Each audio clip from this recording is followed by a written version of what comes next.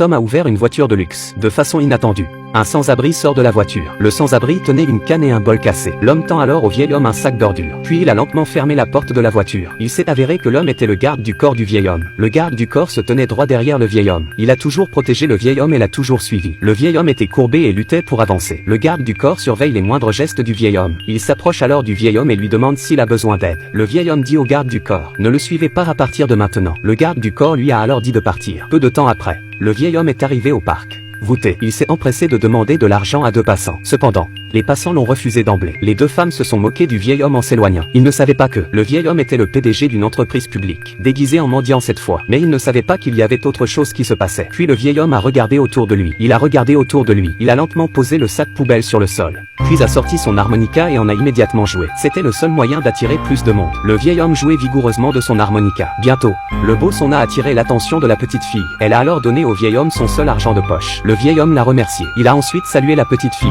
Le vieil homme a ensuite continué sa performance. Cependant, il n'a attiré personne. Le vieil homme n'avait pas d'autre choix que de mendier dans un autre endroit. Devant un restaurant, une femme tenait une pièce de monnaie dans sa main. Le vieil homme est immédiatement allé voir la femme et lui a demandé de l'argent. La femme a regardé le vieil homme d'un air dégoûté. Le vieil homme a supplié la femme de lui donner de l'argent. Il a ensuite tapé sur l'épaule de la femme. Mais la femme le repousse, avec un regard dégoûté sur son visage. Elle lui dit de partir. À ce moment-là, la monnaie de la femme est tombée sur le sol. Le vieil homme se penche et ramasse la monnaie sur le sol. Il a ensuite tapé sur l'épaule de la femme. La femme se retourne et lui crie. Le vieil homme dit à la femme qu'elle a laissé tomber son argent. La femme a pris l'argent de la main du vieil homme. Le vieil homme a été aspergé de désinfectant et on lui a demandé de partir. À ce moment, le vieil homme remarque l'homme à côté de lui. Il s'est ensuite dirigé lentement vers l'homme. Il a supplié l'homme avec son bol. Cependant, l'homme a refusé d'un geste de la main. Il a également dit au vieil homme de partir et de ne pas déranger son repas. Le vieil homme a refusé avec un regard dégoûté sur son visage. Le vieil homme s'est ensuite dirigé vers un autre homme. Le vieil homme a supplié l'homme de lui donner de l'argent. L'homme a pris une profonde inspiration et a expliqué. Il était sorti aujourd'hui. Il n'avait pas beaucoup d'argent sur lui. Il a ensuite invité le vieil homme à manger avec lui. Le vieil homme l'a regardé avec une expression perplexe. Alors l'homme se leva immédiatement. Il a soigneusement aidé le vieil homme à s'asseoir. Le vieil homme lui a demandé avec incrédulité. L'homme lui a dit de s'asseoir. Il a ensuite demandé au serveur une autre commande de riz frit. Le vieil homme l'a remercié en s'asseyant. Mais l'homme a dit qu'il n'avait pas beaucoup d'argent sur lui. Il ne pouvait lui offrir qu'un riz frit. Peu de temps après, le serveur a apporté un autre riz frit. Le vieil homme l'a remercié. Puis il a commencé à goûter la nourriture délicieuse. L'homme a souri au vieil homme. Bien que ce ne soit pas un grand repas, le vieil homme était très heureux de manger. Peu après,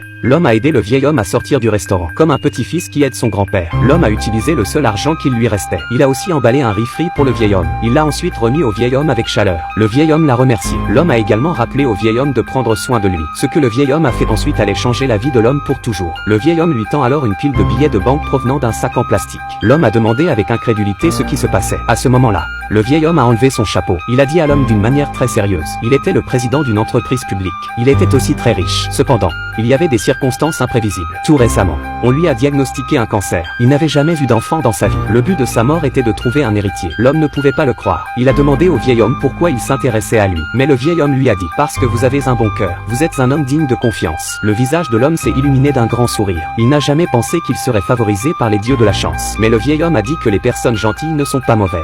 Et qu'il est important d'être gentil. Il a également dit à l'homme de venir au bureau demain. Puis le vieil homme est parti lentement. Je n'ai jamais pensé qu'un seul geste gentil de la part d'un homme a changé sa vie. Il est vrai que la gentillesse a sa récompense. Comme le dit le proverbe, on récolte ce que l'on sème. Pour obtenir de bons résultats, il faut faire de bonnes actions. Votre gentillesse et votre dévouement seront récompensés un jour.